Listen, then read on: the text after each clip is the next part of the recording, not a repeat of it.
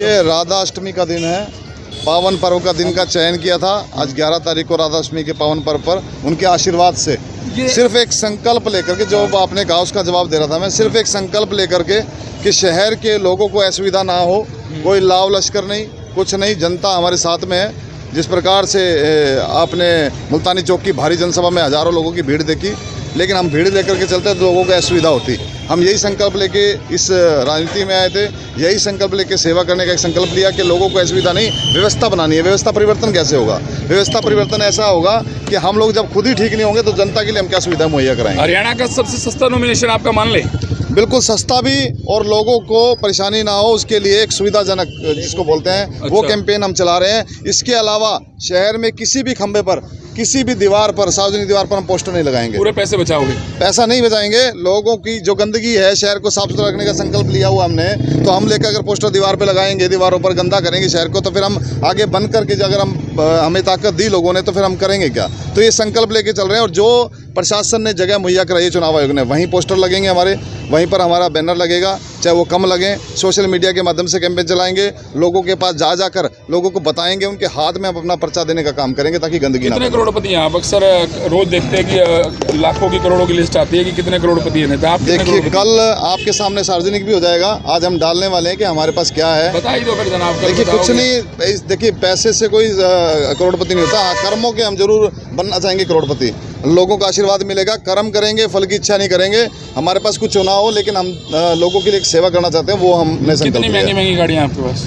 देखिए, मेरे पास तो एक पुरानी गाड़ी है जो मैंने पुरानी ही खरीदी थी, अब वो भी कंडम हो चुकी है, लेकिन भगवान की दया से काम चल रहा है। लेकिन वो भी नहीं होगी तो हम बाइक पे, स्कूटर पे, ई रिक्शा पे, पैदल भी चलने वाले लोग हैं। ग्रोवर साहब, जनता परेशान है, रोडों का हाल, सीवरेज की व्यवस्था बहुत खराब है, क्या सोच के चल रहे हैं? देखिए, बिल्कुल इन्हीं स्थानीय मुद्दों को लेकर के हम लड़ाई लड़ने का काम कर रहे हैं। कोई पेरिस नहीं, कोई इंदौर नहीं बनाएंगे, कोई दुबई नहीं बनाएंगे। हिसार को एक विकासशील हिसार बनाएंगे। एक भी गड्ढा सड़क में नहीं छोड़ेंगे, एक भी सीवर ओवरफ्लो नहीं होगा, एक भी सीवर टूटा नहीं होगा। हर गली में स्वच्छ पानी जाएगा। हर प्रॉपर्टी टैक्स जो है घर आईडी घर आकर के ठीक होगी। हर व्यवस्था ठीक होगी। जितनी भी फैमिली आईडी होगी, जिसके इनकम बढ़ गई है, बुजुर्गों का ध्यान रखते हुए उनका फैमिली आईडी अलग बनाई जाएगी। और हर टूटा हुआ मकान जो गरीब का है, पीले कार्ड, उनको बनाने के लिए 1 से 2 लाख रुपए विधानसभा में आवाज उठा करके एक मुश्त दिलवाने का काम करेंगे, ताकि वो अपने बच्चों को ई रिक्शा दिलवा सके, गरीब लोग अपना मकान ठीक कर सके, अपने बच्चों की शादी कर सके, अपना कर्जा मतलब चुका सके। आपको जनता लड़ा रही है, आपकी खुद की इच्छा है? देखिए, जनता ने ही हमें चुना है, जनता ने ही हमें लड़ाया। इससे पहले पार्षद बना था, तब भी जनता ने चुनाव लड़ा था, उन्होंने ही आगे बढ़ाया था, उन्होंने ही मेरा प्रचार किया था। आज भी ऐसा ही है। आज हम लोग बिना किसी लाव लश्कर के आए हैं ताकि लोगों को असुविधा ना हो। शहर की जनता त्रस्त हो जाती है, पहले ही ट्रैफिक जैम रहता है, और जब हम 100 गाड़ियां लेकर के चलते हैं, रोड जाम कर देते हैं, तो स्कूल के बच्चे हैं, बुजुर्ग हैं, ये सब लोग जो आने वाले हैं वो बड़े परेशान होते हैं। व्यवस्था परिवर्तन की बात हमने की, तो व्यवस्था परिवर्तन कैसा होगा, शुरुआत हम खुद करेंगे। हम ऐसा प्रचार नहीं करेंगे कि लोगों को दिक्कत हो। कहीं सर ऐसा तो नहीं है कि गौतम सरदाना के साथ किसी प्रकार की सेटिंग हो गई आपकी? गौतम सरदाना जी ने 5 साल मेयर रहे, उससे पहले उन्होंने विधानसभा चुनाव भी लड़े। उन्होंने जो फैसला लेना था वो अभी तक ले नहीं पाए। अन्य नेता भी टिकट की वेट देख रहा है, कोई कह रहा है कि कौन चुनाव लड़ेगा, कोई नहीं लड़ेगा, तब हम कोशिश करेंगे। अगर आपने चुनाव लड़ना है, डरते क्यों हो? जनता का अगर आपने काम किया तो जनता के बीच में जाओ, नामांकन भर के, चाहे जहाँ जाना पड़े। हम लोगों ने फैसला आज से 15 दिन पहले कर दिया था, घोषित भी कर दिया था। उसके बाद भारी जनसभा भी की, हज़ारों लोगों की। आज नामांकन भी भर रहे हैं। उसके बाद हम अगले रविवार को हमारे चुनाव कार्य का शुभारंभ करने जा रहे हैं, जिसमें हज़ारों लोग शुभ मुहूर्त देने, आशीर्वाद देने के लिए आएंगे। बताया जा रहा है कि जो मुख्य मुकाबला है हिसार में अमित ग्रोवर वर्सेज तरुण जैन है, तो उस पर क्या कहना चाहिए? देखिए, ये मुकाबला किसके साथ है ये मुझे नहीं पता। पार्टी तो एक ने तो अभी तक कैंडिडेट अनाउंस नहीं किया है, और दूसरे को आप देख ही रहे जनता क्या बोल रही है। तो जो मेन मुकाबला जो चल रहा है उस पर आप क्या कहना? देखिए, मुख्य मुकाबला जनता तय करेगी। हम मुकाबले में है क्योंकि जनता ने आशीर्वाद दिया उस दिन, और आगे भी आप देखोगे, और जीतने का भी काम करेंगे। मुख्य मुकाबला जनता तय करेगी किसके साथ है, क्योंकि लोगों को देख चुके हैं जो जनप्रतिनिधि चुने गए थे, उन्होंने 5 साल में क्या किया, ये सबके सामने है। ये जनता देखती है, जनता जान रही है। अमित जी, ऐसे कौन से मुद्दे हैं जो आपके प्रिय पुराने नेता ने नहीं किए, जो आप पूरे करोगे? ऐसे कितने मुद्दे हैं ये पूछो आप। इसमें सैकड़ों मुद्दे हैं। सबसे पहला मुद्दा सीवरेज प्रणाली का, शहर की जो व्यवस्था है दुरुस्त नहीं हुई।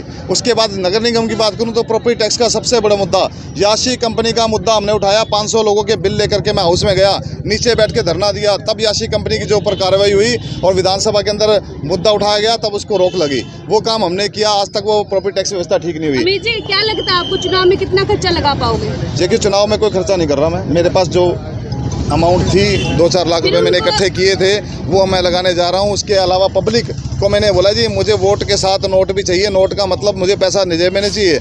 आप मेरे पर्चे 100 बनवा करके छपवा दो, बंटवा दो, एक ई रिक्शा बुक करके चला दो, मेरी सोशल मीडिया पे जो पोस्ट आती है उसको वायरल कर दो, उसको शेयर कर दो। ये प्रचार जो है वो लोग करेंगे। पब्लिक को मैसेज सर, पब्लिक को ये मैसेज है जी कि पार्टीबाजी से ऊपर उठ करके ये लोग आएंगे, ये पार्टीबाजी दिखाएंगे, आपको जातिवाद में लेकर आएंगे, धन बल का प्रयोग करेंगे, आपको रिश्तेदारों को लेकर के आएंगे, लेकिन आपने कामों को देखना है। आप, मैं नहीं कहता कि मुझे वोट दें, आप देख लें जितने भी उम्मीदवार आए उनको देख लें, उनका काम देख लें, उनका पिछला रिकॉर्ड देख लें, उसके बाद वोट देना। आपको कहने का मतलब है नाम को नहीं देखना, काम को देखना। काम को देखना जी, काम को देखो। अगर काम में कहीं भी पीछे लगा आपको तो मुझे मत देना। कोई बात नहीं।